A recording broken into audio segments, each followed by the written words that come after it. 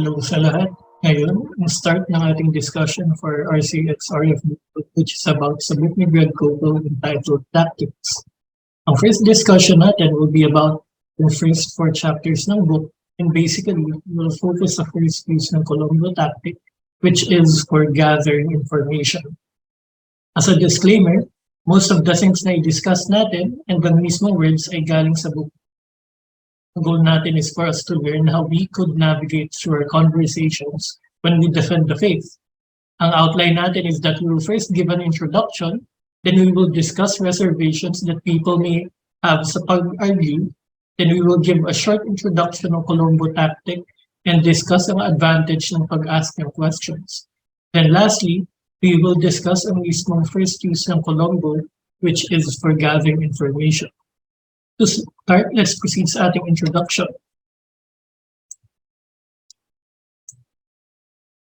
Introduction part ng ating discussion ay based sa first chapter ng Tactics entitled Diplomacy or D-Day. In this chapter, Koppel mentioned na may 3 skills that we are required to learn for representing Christ. First, ang ambassadors ni Christ ay said to need basic knowledge na needed for the task. Alam daw natin dapat ang central message ng kingdom ni God and also something about how we can respond sa obstacles na may encounter natin on our mission. Pero hindi rin ito enough kasi ang knowledge raw natin must be tempered with wisdom. Parang second skill na mention para ang message natin ay maging clear and persuasive. And ang required daw dito ay ang tools ng diplomat, which is ang paggamit ng tactical skill and not by brute force. Third, ay need daw natin to have character. Ang character daw kasi can make or break our mission. Ang knowledge and wisdom daw kasi ay packaged in a person. And if ang isang tao ay hindi embodied ng virtues ng sovereign they serve, then ma-undermine nila ang effort sa kanilang message or mission. Sa tatlong skills na mentioned, ang second skill or wisdom daw ang focus ng book. With that said, Koppel distinguishes tactics and strategy. Ang strategy daw ay nag-involve ng big picture, which is ang large-scale na operation or ang positioning ng tao prior to engagement. And as followers of Jesus, may malaki raw tayo na strategic advantage.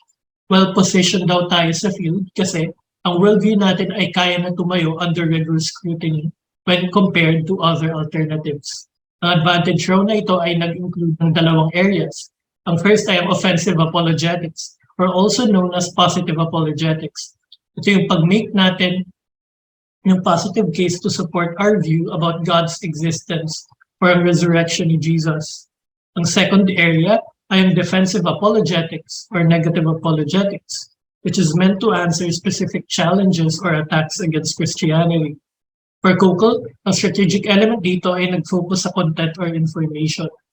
Though this is important in order to be a good ambassador, ang next na important element, which is ang tactics, yung artful way ng pag-manage ng ating dialogues with other people, yung skill na we will learn. So, ang example nito na we can show sa story ni Greg Koppel and yung sa witch in Wisconsin. So in this story, si Koppel, yung kanyang wife ay nag-stop by sa isang store to get their photos digitized. They noticed a woman helping them na may large na pentagram na nagdangle sa kanyang neck. Koppel asked, ang star ba na yan ay may religious significance or alahas lang siya? Ang sabi ng babae is that meron itong religious significance. Ang 5 points is that nag-stand ito for earth, wind, fire, water, and spirit. And the woman added na isa siyang pagan. Wife ni Koppel was caught on guard dahil sa candor ng woman and natawa siya dahil doon. Pero nag-sorry siya dahil never daw siya nakarinig before ng person na nag-admit na isa siyang pagan. Kasi negative yung word na yun usually pag ginagamit. So, Koppel then asked if we can buy a girl and she said yes. Sabi ng girl is that first religion ng belief niya and like Native Americans ay nag-respect sila ng all of life. And Koppel ventured, sabi niya, if ina-respect mo lahat ng buhay, then I suppose na pro-life ka sa abortion issue. Then yung woman shook her head and said, hindi ako pro-life, I am pro-choice. Na-surprise dito si Koppel and asked her, Hindi ba unusual position for a woman to be pro-choice dahil committed ka to respect all of life? Ang sabi ng babae ay tama ka, odd siya. Pero never ko yun magagawa. Hindi ko kaya pumatay ng baby. Hindi ako gagawa ng anything na makakasakit sa ibang tao dahil it will come back sa akin. Remarkable raw ito for Coco for two reasons. Una, ang words na ginamit ng woman in her own terms ay hindi abortion, but baby killing. This means na hindi na raw siya need ni Coco i-convince na baby killing ang abortion. And dahil dito sa candid admission na ito, nagkaroon si Coco ng advantage and he used the term baby killing instead of abortion. Second, surprising for him na first reason for not hurting a child is self-interest, which is that baka mabalikan siya because of it. Going back, ang sinabi ni Coco sa babae is that, well, maybe wala kang gagawin to hurt ang baby, pero ang ibang tao would do that. Di ba dapat may gawin tayo para pigilan sila to kill babies? Ang sabi ng babae is, sa tingin ko, ang mga babae ay dapat may choice. Ang general statement daw na ito ay meaningless kasi ang choice ay claim na need ng object. Ano ba ang dapat nila i-choose? Sa case na ito, ang choice ay ang baby killing. The woman already said na ang choice ay baby killing and she respects daw all of life. Pero ayaw niya i-force ang view na ito sa iba. Ang women daw ay may right pa rin to kill their own. Ang sabi ni Coco is that if ang bizarre na ideas na ganito ay implied, then we should not be content na mag-lurk ito sa shadows. Dapat dalhin natin ito sa light. Ang sabi ni Coco sa babae to do this ay, ang ibig mo ba sabihin ay ang babae ay may choice to kill their own? Ang response ng babae ay, well, I think all things ay dapat i-put into consideration sa question na ito. So, anong consideration ba would make it alright na pumatay ng baby? Incest. Hindi surprise si Coco dito kasi ito ang typical na sagot ng mga pro-choice. Pero in this context, ang dinedefend ng babae hindi lang merely abortion in the abstract, but baby killing. And dahil dito, Coco asked another question to expose ang view. Let me see if I understand yung view mo. Let's say na may 2-year-old na bata sa tabi ko na na-conceive dahil sa incest. Sa view mo, it seems na I have the liberty to kill her if I wanted to. Tama ba ang pagkakaintindi ko? Ang question daw na ito stop the woman in her tracks kasi daw ang notion ay clearly observed, ang babae deeply committed sa kanyang pagiging pro-choice. Dahil dito, ang sabi niya, I have mixed feelings tungkol dyan. Yun lang daw yung best na kaya gawin ng girl na sagot. Sa interaction na ito, though hindi sila nakapunta sa gospel, it's a good discussion for him kasi it's more of a gardening moment in preparing the soil. And they need progress on a vital na moral issue. Now, ang example na ginawa ni Greg Coco will be something na you will be able to do sa lahat ng magiging discussions natin in the future. Though hindi man lahat ng topics natin will lead sa gospel, at least we will be able to put a pebble sa shoe nila, which means na somehow we can put a seed of doubt sa sarili nilang views. Now, before we discuss ang mismong Columbo tactic, let's proceed sa pag-discuss ng reservations that people may have about tactics. So, ang reservations naman ay based sa second chapter ng book, and dito we will answer ang questions whether we should argue and also if arguments work. So, in this chapter, si Coco gives a quote, always make it a goal to keep your conversations cordial. Sometimes that will not be possible if a principled charitable expression of your ideas makes someone mad. There's little you can do about it. Jesus' teaching made some people furious. Just make sure it's your ideas that offend and not you, that your beliefs cause the disruption and not your behavior. End quote. Dito ay sinasabi ni Coco is that we should not be people na mukhang laging naghahanap ng away. He cites yung 2 Timothy 2:24-25 saying, and the Lord's servant must not be quarrelsome, but kind to everyone, able to teach, patiently enduring evil, correcting his opponents with gentleness. God may perhaps grant them repentance leading to a knowledge of the truth. So in this sense, obviously, ay dapat hindi tayo nakikipagtalo o nakikipag-away sa ibang tao. Ito ay dahil hindi ito attractive sa ibang tao. And sa bawat discussion ay if may isang party na magalit ay talo tayo. May ibig sabihin ni Coco dito is pag magalit kasi tayo ay mukha tayong palaway. Tumataas yung boses natin, We start to cut off yung kausap natin sa conversation before they make their point. And ang itsure natin ay parang galit. Di lang ito bad manners, but it looks like ang ideas natin ay hindi good as we think they are. Kasi we resort sa intimidation or interruption to get our way. Dito raw ay we use power instead of persuasion. Hindi raw ito good strategy, and kahit successful tayo sa pagbully sa isang tao into silence ay hindi tayo convincing. Another na problem naman ayon kay Google, if the other person becomes angry, is that they become defensive. And if defensive sila, then wala sila sa good position to think whether ang ideas natin ay good ideas. Ito ay dahil masyado silang magiging invested to defend their own ideas than weighing ang merits ng ating view. Dahil dito, need natin maging kind, patient, at gentle sa ating mga opponents. With that said, this doesn't mean that we should avoid arguments. May sense kasi na yung arguments daw should not be avoided. And dito ay Google should na arguing pala is a good thing. Now, sa second chapter ng book, may 3 na questions tayo na discuss about the book para magets natin kung bakit it's a good thing to argue in a principled way. The 3 questions na we will answer ay, first, why is arguing a virtue? Second, why are Christians fight-phobic? Number 2, how should we think about it? And number 3, how did Google show that arguments work? So let's start sa pag-show how arguing is a virtue. So yung question, why is arguing a virtue? Answer. Gusto ni Google na yung reader ay mag-imagine ng world kung saan ay hindi natin alam ang pinagkaiba ng truth and error. Hindi natin alam kung ang isang pagkain ay nakakalason o hindi. And hindi natin alam kung ang isang tao ay friend natin or kalaban. Hindi rin natin alam ang mabuti sa masama or ang tama sa mali, ang healthy sa unhealthy, or ang safe sa unsafe. Ang world daw na ganun ay magiging dangerous na place and hindi rin tayo mabubuhay ng matagal doon. Paano ba tayo maprotektahan sa hazards na ganun na world? If Christians daw tayo, sabi ni Google, we might be tempted to answer na ang word ni God will protect us. And certainly, totoo ito, pero ang person daw na nagsabi nito might be missing something else na binigay ni God na important din. And the word ni God daw would be useless if wala ito. Though the Bible kasi ay first in terms of authority, we cannot grasp it unless ang minds natin ay working properly. Dahil dito, ang mind daw and not ang Bible, first line of defense na binigay sa atin ni God against error. Google quotes, if we do not use our minds properly as God intended, the Bible will be of no use to guard us from falsehood and protect us from evil. End quote. Sa iba raw ay pwede ito maging controversial na statement sa pag-isipan daw natin. Para maintindihan natin ang Bible ng maayos, ang mental faculties daw natin ay dapat intact.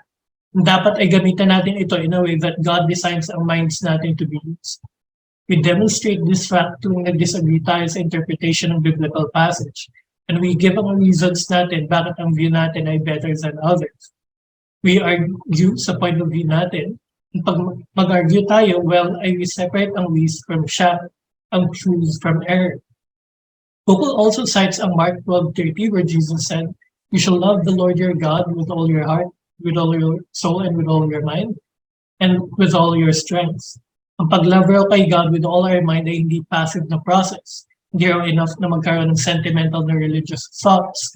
Rather, ang pag-love kay God mindfully ay nag-involve ng pag-come sa conclusions about God and His world based sa revelation, observation, at sa careful na reflection. Ang sabi ni Google is that ang tool na ginagamit natin to separate fact from fiction ay ang ating reason. And ang reason is ang ability natin to use our minds to sort through our observations and draw accurate conclusions sa mundo. Ang rationality daw ay isa sa mga tools na binigay sa atin ni God to gain knowledge. Ang pag-sort daw na ito ay something na hindi natin ginagawa ng mag-isa. Pero need natin ito gawin with other people, which includes people na hindi nag-agree sa claims natin, pero they argue with us in a principle. Then si Google, nag-quote siya, and sabi niya, quote, the ability to argue is vital for clear thinking. That's why arguments are good things. Arguing is a virtue because it helps us hold to what is true and discard what is false. End quote. Pero ay hindi rationalism, which is an idolatry of the mind na nag-place ng human thinking sa center ng universe, but it's a proper use of our faculties to bigay sa atin ni God to understand Him in a world. So, Now na we are able to show na arguing is a virtue, let's move sa pag-answer ng second question. Why are Christians fight phobic? How should we think about it? So answer, the first reason daw why Christians ay fight phobic ay dahil sa mga tao raw na nag-fear ng division. They say na kapag ang mga tao raw ay free to express strong differences of opinion, especially sa theological issues, ay na-threaten daw dito ang unity. Ang minute of disagreement daw will make them shut down ang dissent in order to keep the peace. Ang sagot ni Coco dito is that ang approach na ito causes problems. Proper way of thinking daw is that though totoo naman yung Christians ay distracted minsan by useless disputes, and Paul himself gives a warning about quarreling, about foolish speculations. Pero we can see na si Paul also commands us to be diligent workmen, na we handle the word accurately. And dahil may mga disagreements na vital, then si Paul ay charged din tayo to reprove, rebuke, exhort when necessary. And hindi natin ito magagawa kapag walang confrontation. And ito raw ay hindi naman need na maging hostile. Ang disagreement ay hindi naman need na i-threaten ang genuine na unity. Coco continues na to be of one mind ay hindi naman ibig sabihin na we all share the same opinion.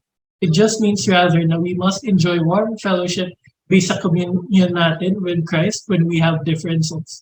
Hindi nito ibig sabihin na we abandon all attempts sa pag-refine ng knowledge natin by enforcing an artificial na unanimity. Ang true maturity daw is how we can disagree in an aggressive fashion yet still maintain a peaceful harmony sa church.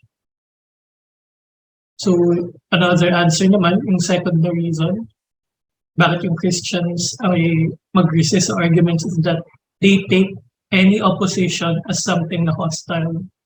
In mga circles pangaraw na you will be labeled as malicious, especially if you disagree with a respected teacher. And dangerous attitude daw ito for the church kasi ang debate ay silenced and we disqualify ang legitimate na discussion. Then, we compromise na ang ability natin na malaman yung truth from error. Ang error can thrive without restraint. Ang proper way of thinking daw dito, sabi ni Coco, ay dapat hindi natin i-handle ang dissent in this way. Dapat daw matuto tayo to argue in a principled fashion, fairly, reasonably, and graciously. Dapat daw ay we cultivate ang ability natin to disagree with civility. And dapat ay hindi natin personalin yung opposition. Dapat may grace rin na we allow na i-challenge ang views natin with evidence, reasoning, and scripture. Ang mga mag-refuse raw na mag-engage sa principle na dispute o mag-prevent ng iba na gawin yun ay may poor na chance sa pag-grow ng understanding the truth. Dahil dito, Coco shows na maraming debates ang worthy ng ating best efforts. Si Paul daw ay sabi kay Timothy sa 2 Timothy 1:13-14 na i-retain daw niya ang standard of sound words. And dapat daw niya i-guard ang treasure na entrusted sa kanya.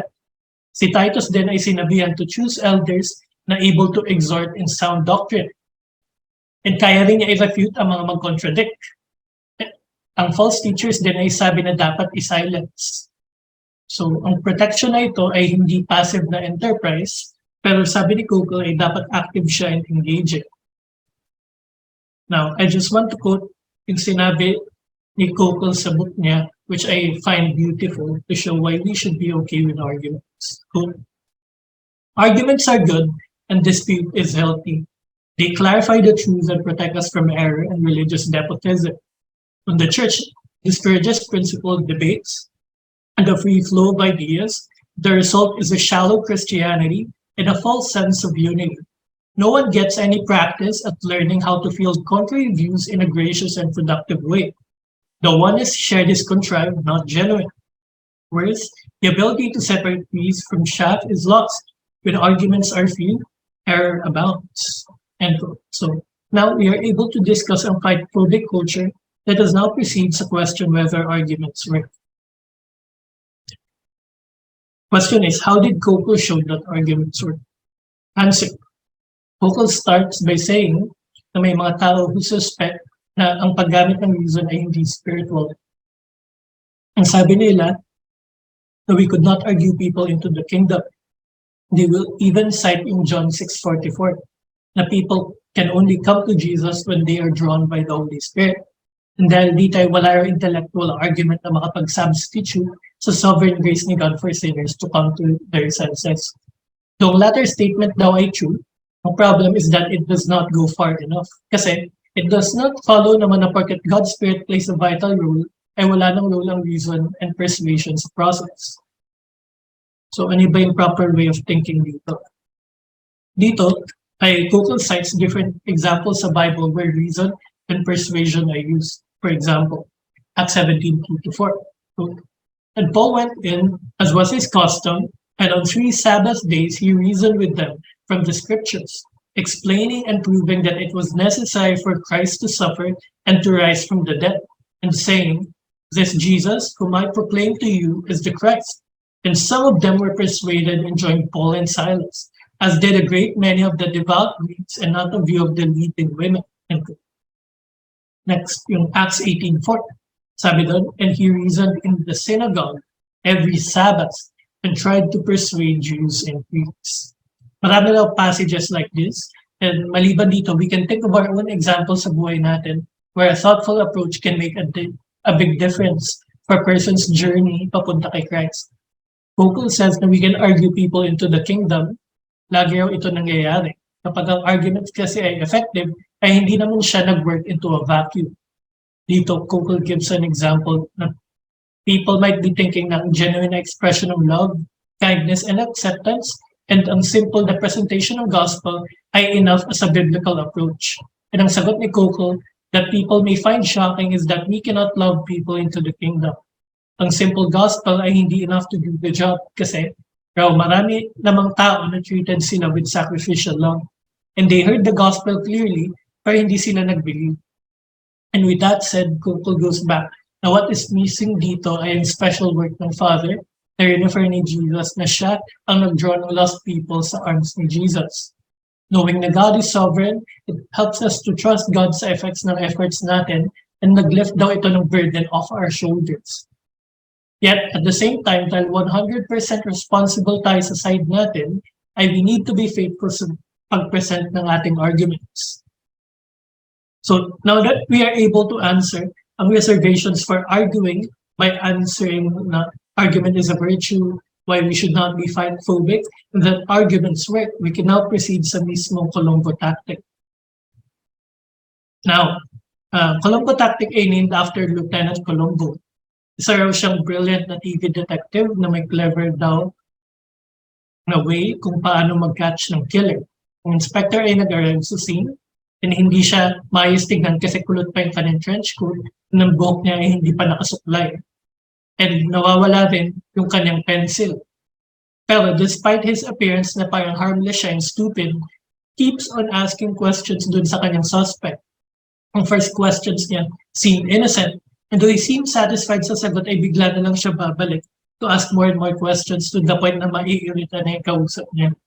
And like Lieutenant Columbo, we need to get into the habit of asking questions. Dahil una, ang sincere na questions ay kay Google ay friendly and flattering.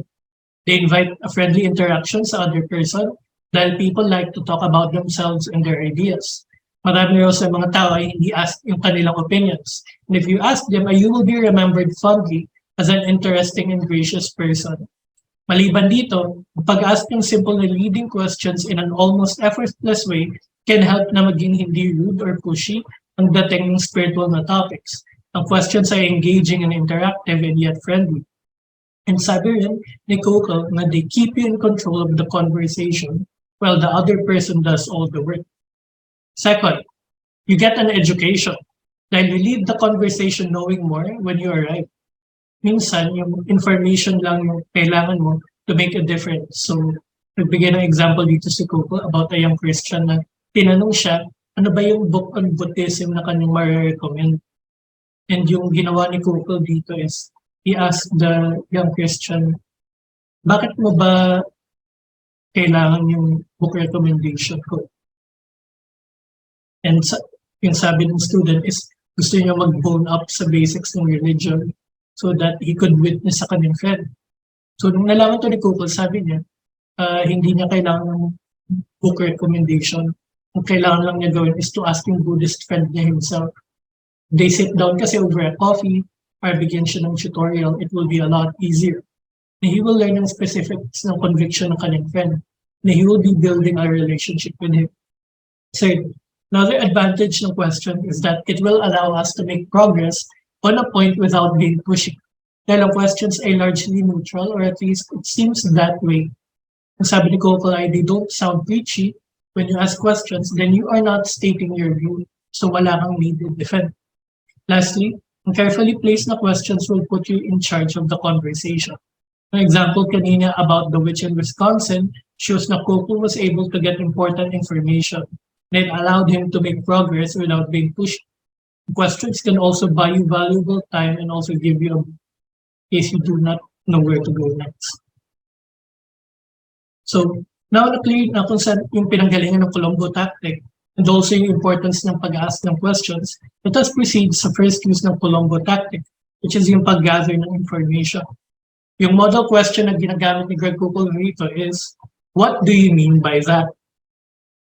Ang question daw na ito ay nag-provide ng natural na opening for further dialogue and hindi raw ito nag-put ng pressure sa atin. So, may examples na binigay si Coco na different kind of questions where we can express yung same na essence ng model question na what do you mean by that? So for example, do you believe in evolution? So yung question, what do you mean by evolution? There's more than one kind. Which one do you have in mind? So kina-clarify mo ano ba ibig na sabihin mo. What about all the evil in the world? So yun yung tanong sa'yo. So you respond, what do you mean by evil? What makes bad things bad? Do you take the Bible literally? So, sinabi sa'yo, that depends on what you mean by literally. What specifically were you thinking of? So, pwede mo sabihin what do you mean by that in different. So, ito pa, another example. Science has proved there is no God. Really? Precisely how did science do that? Abortion is okay because a fetus is a human, but not a person. Really, what's the difference between the two? Yung unang Columbo question daw ay malaki yung advantage kasi una, ang question ay nag-engage sa non-believer in an interactive way and it makes a good conversation starter. Also, if may habit ka of gathering information muna before you answer, minsan, you will discover na ang additional clarity pala ay enough para mapigilan yung objection ng kausap natin. So now na-clear kung anong first use ng Columbo tactic, which is yung pag-gather ng information, we are also able to give examples. Let us now discuss yung question, yung reasons ni Coco for saying why clarity works. So why does clarity work? Sabi ni Coco ay may 3 reasons daw kung bakit important mag-gather ng information. First, ay ayaw daw natin i-misunderstand ang person na kausap natin. Second, ayaw natin na i-misrepresent ang kausap natin. Third, ayaw natin na ma-misunderstand ng kausap natin ang kanyang sarili. Regarding sa first, may mga questions or challenges daw na sobrang vague na hindi natin alam kung ano yung gagawin natin doon.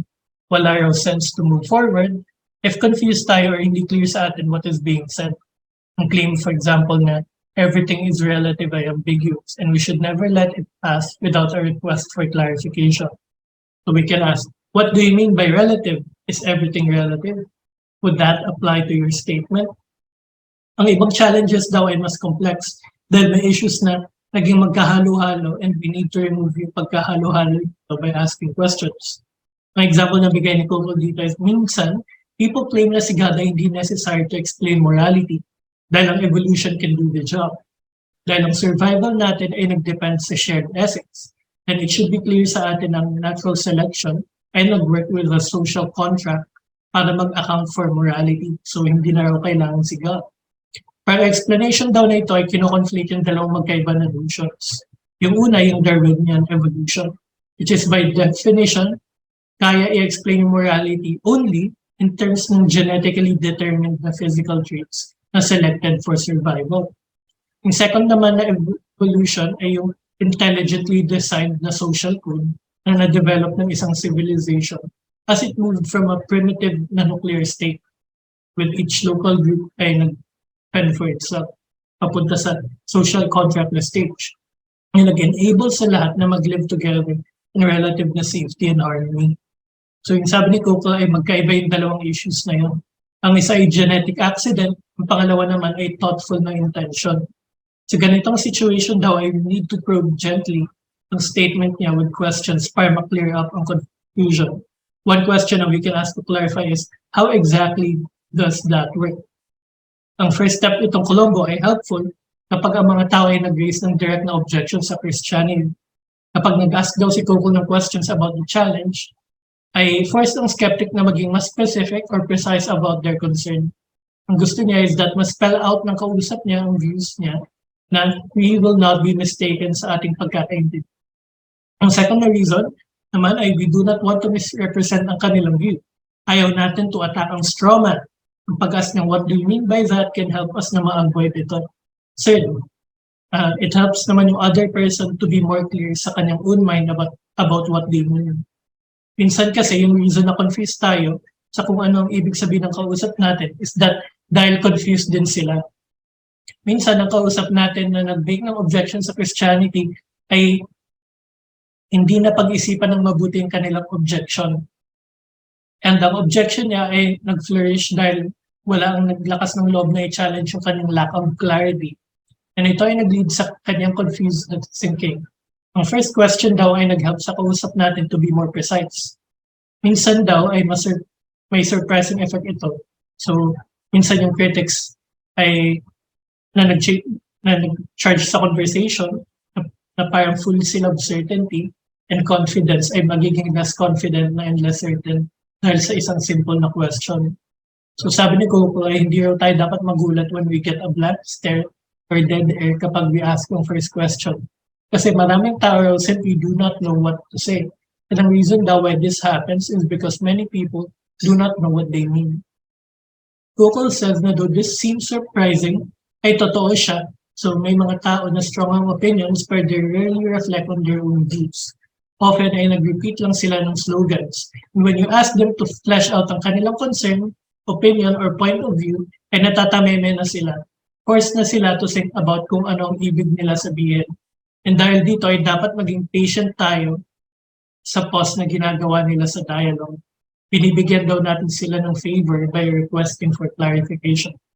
So no matter how challenging yung objection, dapat daw ay lagi tayo mag-ask ng question before we address any pushback. Gamitin daw natin ito lagi to help na maging engaging yung conversation natin and yung pressure magiging off sa atin. So now na clear na yung first use ng Columbo tactic, which is yung pag-gather ng information, we would like to end yung part 1 ng Columbo tactic by introducing 4 scenarios na we will answer in this discussion. So gagawin ko, dito I will introduce yung scene muna. So I'll read yung scene. Tapos, after ko mabasa siya specifically, what you can do is you can pause the video and you try to answer yung scene na specific sa harap niya. So, makikita niyo, for example, yung scene, di ba, na-narrate ko na. So, isipin niyo, anong questions yung pwede niyo ma-ask regarding dun sa scenario na yun. So, after nyo gawin yan, i-play nyo ulit yung video. So, what I will do is, I will answer na specifically. Ano ba yung questions na pwede mabigay regarding sa scenario na yun? And I will give an further explanation then. Tapos, pagkatapos nun, I will move sa next na challenge or next na scene. Ano ko uli siya, inanarrate. Tapos, after ko manarrate, i-pause nyo na lang yung video, try to answer on your, then I will give you answer. So yun yung gagawin ko hanggang matapos natin yung 4 scenes. So, kada scene, matapos ko siya, pause nyo, then I will give you answer, yung specific questions na pwede matanong and yung explanation bakit yun. So, let's start sa unang scene. So, scene 1. You're at a dinner party with some of your close friends from church. The conversation ranges naturally over a number of interesting spiritual topics. Suddenly, to your surprise and embarrassment, The host's 15-year-old son announces with some belligerence that he doesn't believe in God anymore. It's simply not rational, he says. There is no proof. No one had any idea he'd been moving in this direction. There is a stunned silence. What will you say? So, pause yung video, isipin nyo muna ano yung pwede nyo i-ask na questions sa claim ng bata. So, as an answer sa challenge na to, ang claim ng bata is that hindi rational to believe in God kasi wala raw proof. So if ganun yung kanyang view or argument, pwede mo i-ask the question is, what do you mean by God? What kind of God do you reject? What specifically is irrational about believing in God? Since you're concerned about proof for God's existence, what kind of evidence would you find acceptable? What arguments for God have you considered, and what did you find wrong with them? So yun yung possible questions na you can give. And ano yung explanation dito sa scenario? No? So yung unang challenge is that hindi rational na maniwala kay God dahil wala raw proof. So si Coco, explain dito, kinotice na yung challenge ay hindi lininaw kung anong kind of God yung kanyang reject. For some people kasi ay si God ay isang old man na may beard na nag-sit on a throne in a space somewhere. If this is the kind of God that they believe in, then mag-agree siya sa challenger dahil hindi rin naman siya naniniwala in that kind of God. So ganun tayo as Christians. I don't believe in that God either. That is a reasonable solution. So may iba naman na nag-reject daw sa notion of a personal God, pero naniniwala pa rin sila in an impersonal God force or some kind of force na nag-animate sa universe. So yung iba naman, old-fashioned sila na naturalistic, materialistic na atheist. So hindi pwedeng may mag-exist na anything supernatural. So in any case, we need more information to move forward. So ang sabi ni Coco, ay kahit parang walang ambiguity, ay better pa rin to ask a question. It can break down yung tension of the awkward moment, and this will help us buy some time. It can even yield information that we have not expected. Coco then warned us na when someone says na walang proof of God's existence, ay minsan trick lang ito. It could be a reasonable na request for evidence, pero often kasi ay hindi raw ganito yung case.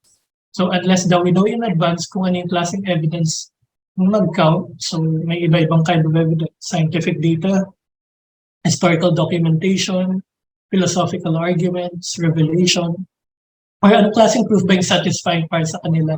Absolute proof, proof ba beyond reasonable doubt, proof ba based on the preponderance of evidence, or proof that's a reasonable inference to the best explanation. So unless alam natin yun from the start, then we might be wasting our time. If hindi tayo clear sa criteria na to, then an intellectually dishonest person will just dismiss anything we give as not good. No? So ang charge ng belief in God ay irrational, ay common, pero wala itong basis. Kapag may tao raw na mag-make ng assertion na ito, ay hindi raw natin sila dapat pinapakawalan easily. Dapat we let them tell us specifically how theism ay at odds with good thinking. Ang Columbo na question ay nag-force raw sa person to spell out ang problem instead of giving vague generalities. Ang paniniwala sa leprechauns daw ay irrational, pero ang pag-believe kay God ay same sa pag-believe sa atoms. Ang process daw ay same kasi we follow evidence of what we can see to conclude ang existence of something that we do not see. Ang effect ay kailangan ng cause na adequate to explain it. So, next na scene. So sa second na scene, it's the night of your weekly Bible study group. During the discussion of the Sunday sermon on the Great Commission, a newcomer remarks, "Who are we to say Christianity is better than any other religion? I think the essence of Jesus' teaching is love, the same as all religions. It's not our job to tell other people how to live or." The rest of the group fidgets awkwardly, but says nothing. How will you respond? So, pause nyo yung video and pag-isipan ano ba yung questions na you can give to answer yung yung argument. So, yung answer dito is yung argument niya muna is Christianity is basically the same as all other religions. The main similarity is love. We shouldn't tell others how to live or believe. So yung questions that we can give ay, how much have you studied other religions to compare the details and find a common theme? Why would the similarities be more important than the differences? I'm curious, what do you think Jesus' attitude was on this issue? Did he think all religions were basically equal? Isn't telling people to love one another just another example of doing what you're objecting to? Telling others how they should live. So yung explanation naman sa second na scene na to or challenge ay nag-claim siya ng Christianity ay same as all other religions. Ang love raw ay ang important na common denominator. Dahil dito ay mali for Christians to tell others how to live or believe. Ang challenger daw dito ay nag-present ng common objection sa Christianity, which is yung religious pluralism, or ang idea na walang isa na true religion, pero lahat ng religion daw ay valid na routes kay God. Ang questions daw na binigay ni Coco ay meant to capitalize sa weakness ng view na ito. So una, ang comments ay nagpakita ng naive na understanding ng ibang mga religions. For example, yung sa Buddhism, existence ni God ay hindi relevant. And ang love na unifying element ay important na feature daw ng monotheistic religions like Judaism and Christianity, pero hindi ng non-theistic religions like animism. Pangalawa, ang pluralism ay nag-assume na ang similarity sa mga faiths ay mas important compared sa kanilang differences. Ang question ni Kofol dito is if ang aspirin at arsenic ba ay same just because pareho sila na in tablet form. For some things daw ay mas important ang differences kasama raw dito ang religion. Pangatlo, ang suggested response ni Kofol ay kung ano ba ang tingin niya na attitude ni Jesus sa issue. Dahil clear na si Jesus ay hindi pluralist but an observant Jew. Then Jesus held to the 10 commandments and foremost dito ay ang first which shows na si Lord ay God and we owe our allegiance to Him alone. And ang ibang mga religions ay distortions or deceptions. Pang-apat, ang minimal theology ng challenger ay ang essence ng teaching daw ni Jesus ay love, not to tell others what to live or believe. Pero the other person tells us how to live and believe based sa kanyang claims. Next na scene naman. So you're riding the university shuttle with a friend who notices a Bible in your backpack. I've read the Bible before, he says. It's got some interesting stories, but people take it too seriously. It was only written by men, after all, and men make mistakes. You try to recall the points your pastor made a few weeks earlier about the Bible's inspiration, but come up empty-handed. What will you say? So, i-pause yung video and think of the argument na ginagawa niya, and then sabihin nyo out loud yung specific questions na iisip nyo sa scenario na to. Then play nyo ulit yung video. Check yung or compare yung answer. So yung answer, yung argument dito is we can take the Bible too seriously because it was only written by men and men make mistakes. So yung questions na you can give is do you have any books in your library? Do you find any truth in those books? Also written by humans who are prone to error. Is there a reason you think the Bible is less truthful or reliable than other books you own? Do people always make mistakes in what they write? If not, then why would you dismiss the Bible simply on that basis? Do you think that if God did exist, He would be able to use humans to write down exactly what He wanted? If not, why not? So ano ba yung explanation sa third scene or challenge? So, yung ulitin ko yung nasabi nito ay hindi raw natin dapat i-take yung Bible seriously.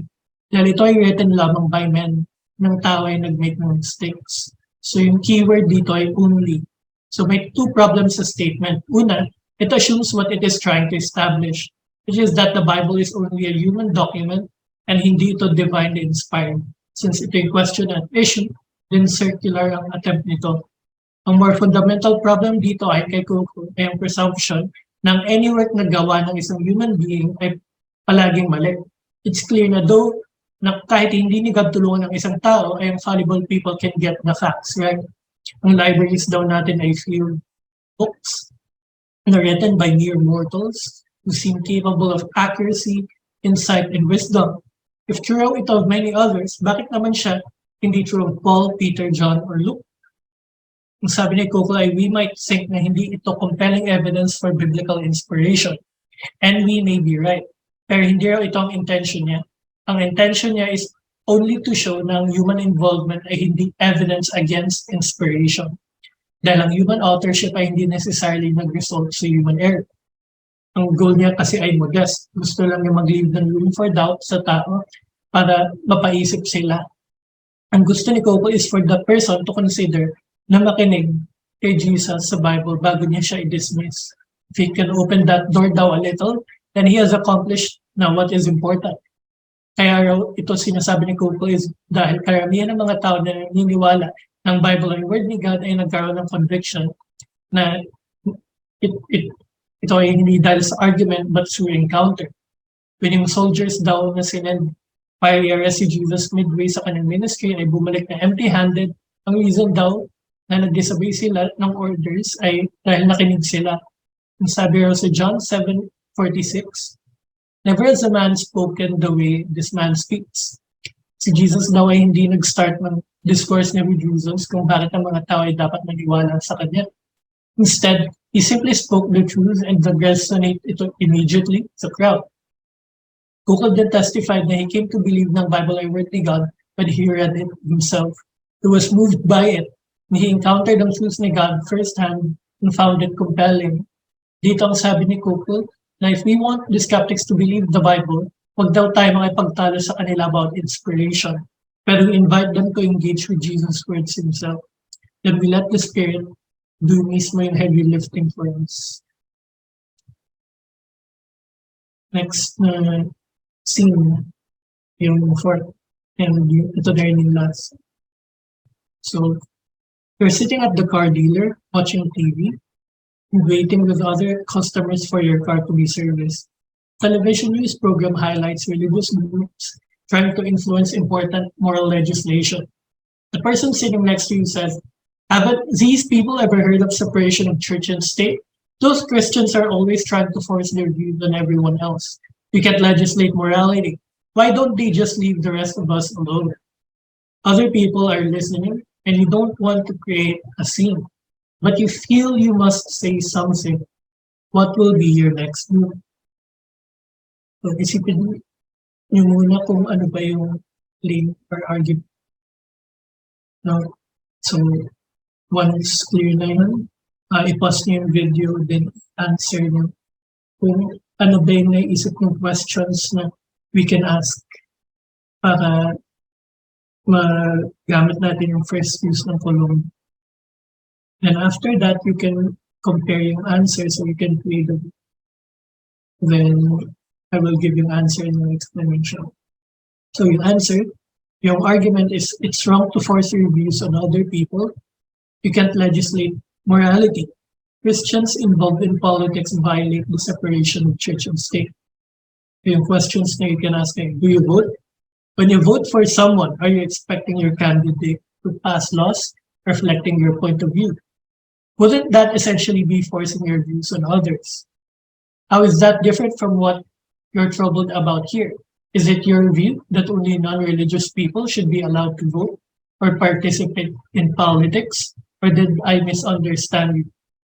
Where specifically in the Constitution are religious people excluded from the political process because of their spiritual convictions? Don't all laws force a morality of some sort? Can you give me an example of legislation that does not have a moral element underlying the law?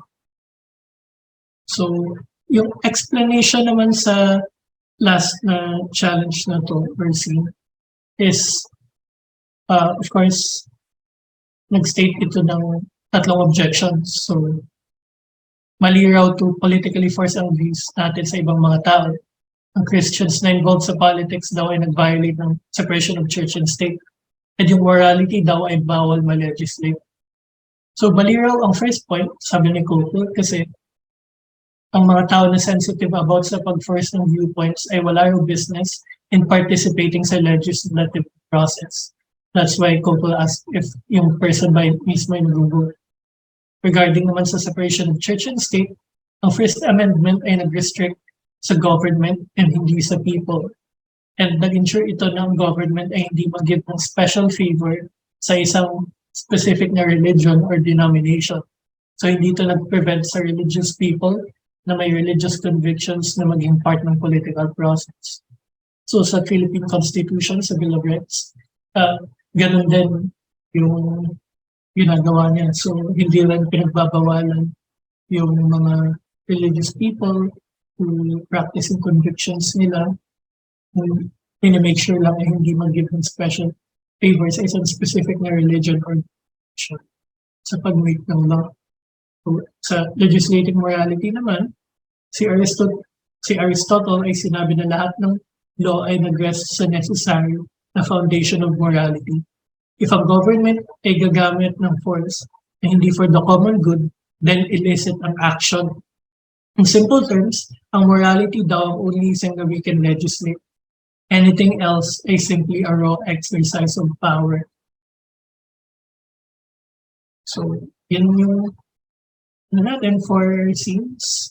So, nasagot na rin natin siya yung specific questions na we can ask based on those scenarios and yung explanation. If you want to review, feel free to go back sa different na timestamps, no? Para mas maging equipped kayo in how you can ask specific questions depende sa specific challenge. So ngayon, we are able to discuss na yung first use ng Columbo tactic, which is about yung pag-gather ng information. So tapos na tayo, and we hope na you enjoy itong recording. So God bless!